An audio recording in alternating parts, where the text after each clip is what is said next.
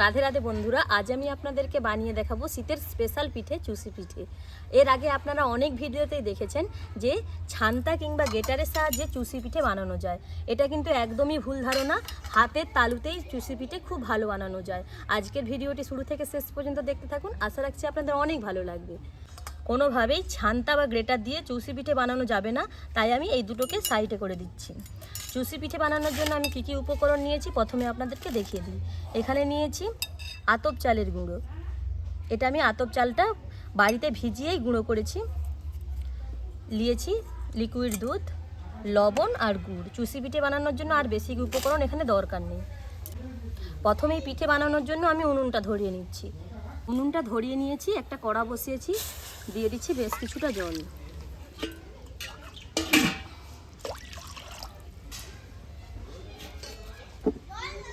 জলের মধ্যে দিয়ে দিচ্ছি অল্প একটু লবণ, খুব একটা বেশি লবণ এখানে দরকার নেই। লবণ আর জলটাকে ভালোভাবে মিশিয়ে খুব ভালোভাবে জলটাকে ফুটিয়ে নেব। জল এখানে ভালোভাবে গরম হয়ে গেছে, কিছুটা জল আমি তুলে রেখে দিচ্ছি পরে ব্যবহার করার জন্য। এবার অল্প অল্প চালের গুঁড়ি দেবো আর মেশাতে থাকবো।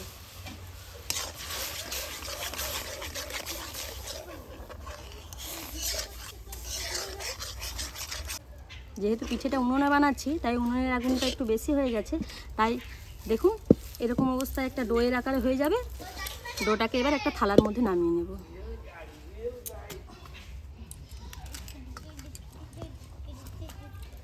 চালের গুঁড়ির এই ডোটাকে 3 থেকে 4 মিনিটের মতন ঠান্ডা করে নেব। এই পাশে ডোটা ঠান্ডা হতে থাক, একটা উপর থেকে ঢাকনা দিয়ে দিচ্ছি। আর গুড়টা আমি একটা গ্রেটারের সাহায্যে গ্রেট করে নিচ্ছি। আপনারা চাইলে শিলনোড়া থেকে ভেঙেও নিতে পারেন।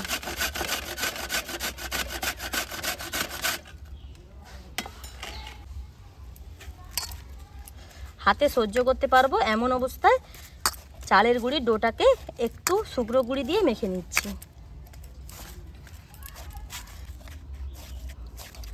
দেখুন হাত দিয়ে খুব সুন্দরভাবে আমি মেখে নিয়েছি। এবার এ থেকে ছোট ছোট লেচি কেটে নেব।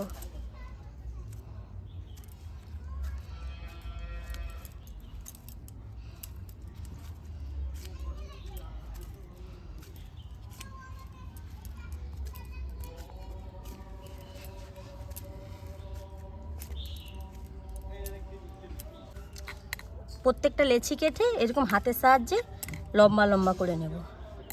4টার মতন লম্বা করে নিচ্ছি।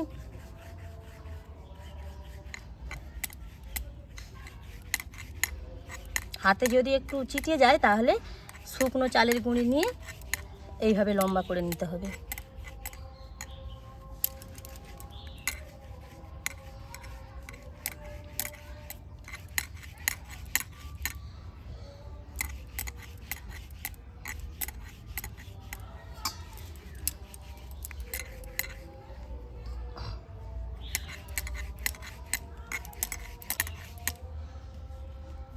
চারটার মতন এরকম লম্বা লম্বা করে বাকিগুলো একটা ঢাকনা চাপা দিয়ে রেখে দেবো এক সাইডে। যেই পাত্রে চুষি পিঠেগুলো রাখবো তাতে একটু শুকনো চালের গুঁড়ি দিয়ে দিয়েছি। এবার এর থেকে একটু ছোট্ট টুকরো নিয়ে 2 হাতে তালুতে দিয়ে দেখুন এই রকমভাবে বানিয়ে নিলেই চুষি পিঠেগুলো রেডি হয়ে যাবে। ছোট বানাতে গেলে ছোট টুকরো নেবেন, আর বড় বানাতে গেলে বড় টুকরো নিতে হবে।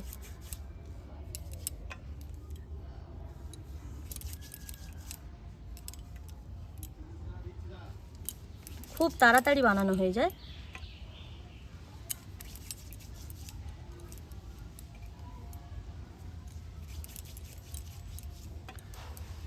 অবশ্যই বানানোর সময় হাতে একটু তালুতে চালের গুঁড়ি নিতে হবে, তাহলে বানানোটা খুব তাড়াতাড়ি হয়ে যাবে।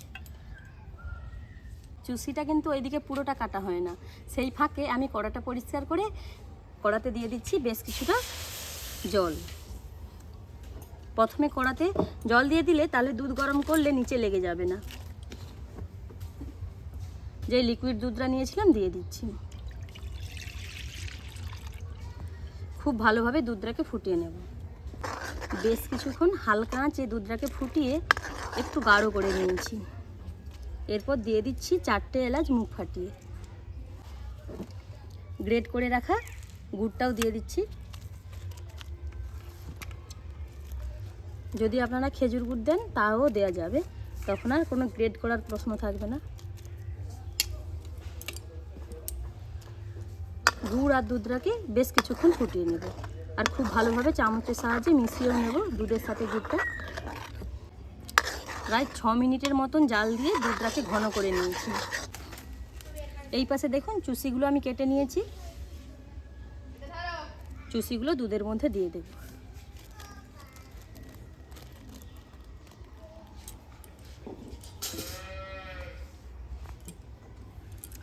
চুষিগুলো দিয়ে দেওয়ার পর হালকা হাতে নাড়াচাড়া করে দেব। এবার দুধের সাথে চুষিগুলোকে ফুটিয়ে নেব। চুষিগুলো দুধের মধ্যে দেওয়ার পর আর কোনো রকম কিন্তু আমি চামচ দিয়ে নাড়াচাড়া করিনি, এইভাবে কড়ার দুধ হাত ধরে এরকম হালকা হাতে নাড়াচাড়া করতে হবে। দেখুন ওপর দিকে কিন্তু চুষিগুলো ভেসে আসছে, আর কিছুক্ষণ পর নামিয়ে নেব। খুব ভালোভাবে লক্ষ্য করলে বোঝা যাচ্ছে সবকটা চুষি পিঠে কিন্তু ওপর দিকে ভেসে উঠেছে। এই সময় বুঝতে হবে চুষি পিঠে একদম রেডি। এবার আমি কড়া থেকে নামিয়ে নেব পিঠেটাকে।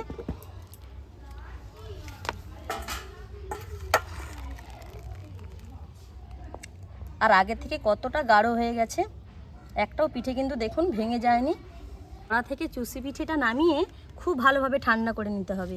এই পিঠেগুলো গরম অবস্থায় খেতে খুব একটা ভালো লাগে না, যত ঠান্ডা হবে পিঠেটা খেতে আরও সুন্দর লাগে। পিঠেটা ঠান্ডা হয়ে গেলে আমি আবারও আপনাদের কাছে ফিরে আসছি। চুষি পিঠেগুলো এখন খুব ভালোভাবে ঠান্ডা হয়ে গেছে আর খুব সুন্দরভাবে বসেও গেছে। এই অবস্থায় চুষি পিঠেগুলো খেতে আরও সুন্দর লাগবে। এখন আমি পিঠেটাকে বাটিয়ে সাজিয়ে নিচ্ছি খুব সুন্দর করে।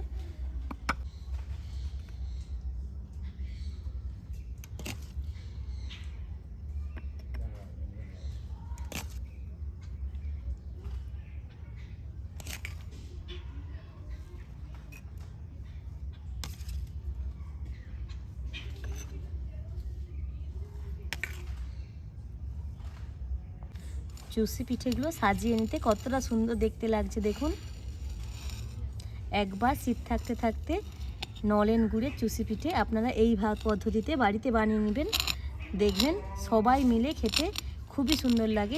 পিঠেগুলো শীতের সেরা পিঠে চুষি পিঠে আমাদের একদম খুব ভালোভাবে রেডি হয়ে গেছে।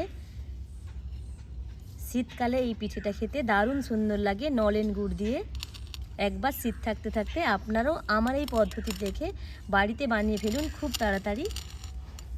আজকের এই নলেন গুড়ের চুষি পিঠের রেসিপি আপনাদের কেমন লেগেছে কমেন্টে জানাবেন।